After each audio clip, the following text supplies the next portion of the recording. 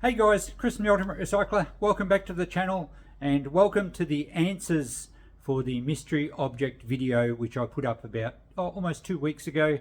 If you haven't seen that video and you want to have a bit of a guess at 14 unusual mystery objects that I've found in people's sheds, I'll put the link underneath. Go and check it out and then you can come back here and see what the answers were.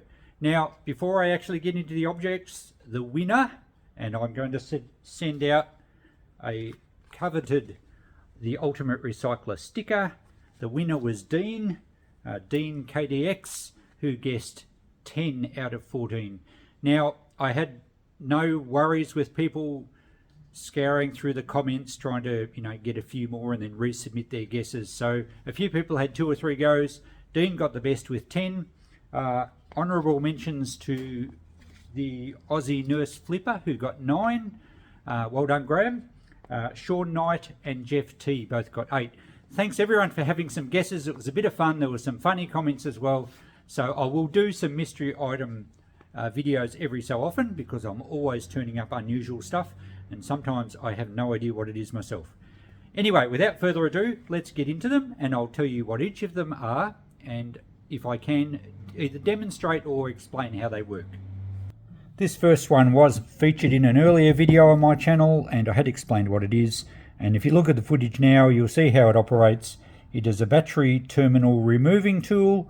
Basically the clamp goes under the terminal and the other part presses onto the post to lift the terminal up. In my years of early mechanicking, I simply used the back of a spanner and kind of knocked the terminal back and forward until it freed up. Not ideal, but I didn't know there was a specialised tool for it. This next one is a piston ring groove cleaner. It takes the carbon out of ring grooves from pistons, so it's a mechanics tool. Unfortunately, I couldn't find a piston to demonstrate, but we have the next best thing, an old jar. It's almost like a piston. So what you would do is where the ring went around, you'd take the ring out, you'd fit it in the gadget like that. You would select the little particular size that suited your ring groove and you would slide it up. Let's see if I can do this. About there. It's spring loaded, so the little tang would rest in the groove and you would rotate the piston and it would scrape all the carbon out so that you could put a new set of rings in the engine. So a mechanics tool, rather specialised. I have used them before. They work quite well, much better than the old mechanics system of using a broken ring and pushing it around with your fingers and cutting your fingers because they're quite sharp. This next item tricked a lot of people. I think 1 or 2 got it right, and it's known as a milk boiler or a saucepan keeper. And the idea was that you get your saucepan, and if you want to boil milk and didn't want it to boil over the top, you place this in the bottom of the pan. And what it does is that if you've ever boiled milk over on a saucepan, you know it happens very quickly. You turn your back for an instant and it froths over and makes a hell of a mess on your stove. When milk boils without one of these, you get lots of really fine bubbles that froth up really quickly and build on each other. What this allows it to do is the little bubbles form underneath and they catch under there and join together to make a bigger bubble, and the bigger bubble comes out the side up to the top. And because you don't get millions of little bubbles, the big bubbles sort of release the gas more efficiently, I guess, and it doesn't actually boil over. So they also come in ceramic, and you'll sometimes see them with like a porcelain disc with a big spiral underneath. They're the same thing. They're a milk boiling disc for the kitchen. Now this was a tricky one, and I didn't know this when I first found it. And it turns out that it's actually, yes, it's a bottle opener this end, but this end actually suits the old-fashioned trailer hitches. And I'll see if I can find a photo to put up now. And you'll see that nut, that sort of the turned piece that you do up to tighten the trailer onto the ball. Well, these 2 notches fit perfectly into that to allow you to tighten the trailer hitch down and then release it, of course, once you're unhooking the trailer. So there we go. It's a trailer hitch tool for the old style balls, or at least the old style hitch that went on the ball. You don't see them these days. They're all usually a thumb spring loaded thing or something like that. It does puzzle me though, and I must have been doing it wrong all these years with the old trailers, that you obviously have to have a beer when you're hooking up your trailer. This cool little piece tricked a few, and it's a bit, I guess, misleading with this hatching there. It looks like that's designed as a little hammer, and perhaps it did have some sort of function, but it actually is a riding crop handle, and the clue was in the fox head. If you imagine the English gentleman on top of his horse with his hounds going on a fox hunt, he would have had a riding crop. Basically held like that, just a little cane stick. I'm not exactly sure of their use. I guess it was just to gee the horse up. Perhaps this was a fox numbing tool. I'm not sure. But yes, it's a riding crop handle. I'll see if I can put a picture up of a complete one. And there are lots of little designs. Quite a nice little piece. I think most of you got this one. It is indeed a leather washer cutter, or I would accept a gasket cutter. I don't have a drill brace here to show you, but basically that part goes in the old hand wind drills, and the center point, it works like a compass, and you can adjust the inner and the outer, and they're just blades that as you spin it round slowly it would have cut its way through leather. Remembering that back when this was made, you just couldn't buy rubber washers to seal up a lot of things. You had to make your own washers out of leather, and this is just a cutter, an adjustable cutter to make leather washers. This strange gadget was from a farm shed, and that's sort of apt because it would have been used by farmers. It's actually a fencing tool, and you'll see a little hole in the end there, which simply was to twitch the wires around another wire when you're tying off.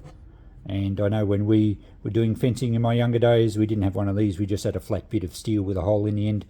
I think we called it a wire key, and it just twitched around just to neaten off the ends of the wire.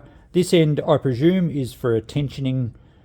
You could certainly slip it over whatever gauge wire you're using. It would go down to the tightest section, and then you could twist it and it would put a kink in the wire, and I would assume that would tension it up, perhaps just for smaller, like for doing end assemblies on fences or something.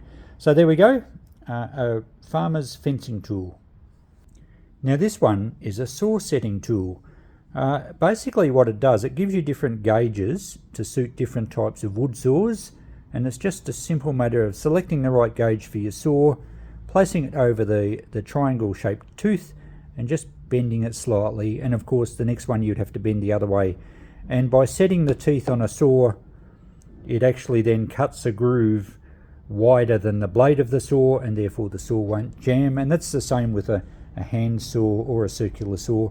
Fairly primitive tool because it just relies on giving it the right amount of tweak to bend it.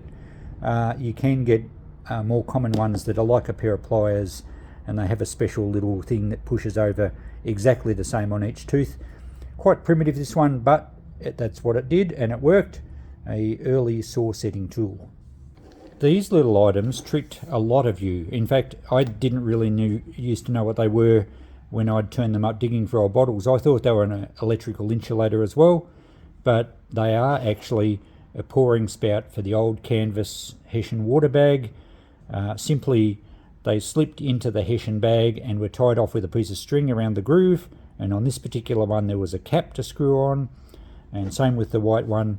But this other stoneware one, again, it's got the groove to tie the string around, but that one just had a cork. So they're pouring spouts from a Hessian water bag or an old canvas water bag. I have dug these ones up in rubbish tips, and presumably the bag was thrown out because it had a bad leak, and of course the Hessian just rotted away, and this is all that's left. Now this little one, a few of you did know, and it is a preheater for a pressure lamp. There's a pressure lamp. This is a more modern type. I don't think you can actually use this on this, but a pressure lamp being kerosene generally, and you pump them up to pressurize them, and the mist of the pressurized kerosene or whatever fuel you're using had to be preheated to light it. And what you do is you pour a bit of methylated spirits or some alcohol on the pads there, and you would light them up, and whilst it's burning you'd clamp it around the under part of the burner on the pressure lamp, and it just preheats everything and allows the lamp to light properly. So a few of you got that, but I guess it's one of these things that if you didn't know, it's pretty hard to guess. This item's pretty cool, and I think a few of you got this, and indeed it is a water float, but more specifically it's a water float for a toilet cistern. Now it's sealed and it's made of pretty early glass. I'd say it's 100 years old or so. This part would have clipped into some sort of arm, and of course as the water level rises in the cistern, it raises the arm and it would turn off the valve to stop more water coming in. So much the same as they work these days, however they're just plastic. A lot of the earlier ones were actually pressed copper, and you'll see two halves of thin copper soldered together, but they did make them in glass. Quite a rare item, that one. This one tricks a lot of people in the shop, but I think a few of you worked it out. It's actually a pipe smoker's tool. Now, you don't see many people that smoke pipes these days. In fact, I struggle to remember the last time I did, other than a movie. But the old smoker's pipes, you had to pack the tobacco down, so that one was just the packer. And then when you were cleaning it out, this little spoon gave you a way to scrape around the sides of the bowl and clean out the pipe. And of course the spike thing there, just this one's missing part of its extension, but that just basically cleaned out the stem. So there you go. Made in Czechoslovakia, I would imagine probably 1930s, a pipe smoker's tool. And this one, I was going to demonstrate it for you, but I do not have a meat mincer in the shop. Yes, that's right. It's one of those old hand crank meat mincing devices that are quite common. I'll find a picture of one for you now. And it was often the kids' job to mince up the meat for sausages or something. And rather than poke their fingers in and mince their fingers as well, this little wooden piece is basically just a plunger or a pusher to push the meat right into the mincer to save any unfortunate accidents. And the last one, this one is, as many of you got, a bullet clip for a 303 rifle. I believe it held 5 rounds. They basically stood upright, and I think you slid it into the rifle somehow. I've never actually used one. I have been told that this one dates to World War I because of the way of the shapes and everything in it. It's identifiable to that era. There must have been millions of them. There's probably still millions of them rusting away in the old battlefields. But they must be quite collectible. I've had quite a lot of people want to buy this one. So that's what it is, a magazine clip for a 303 rifle. And there you go, guys. That's all the answers to the mystery objects. I hope you enjoyed this video. I'll probably do a few more of these every now and again, and occasionally there'll be something I don't know and you might be able to help me out.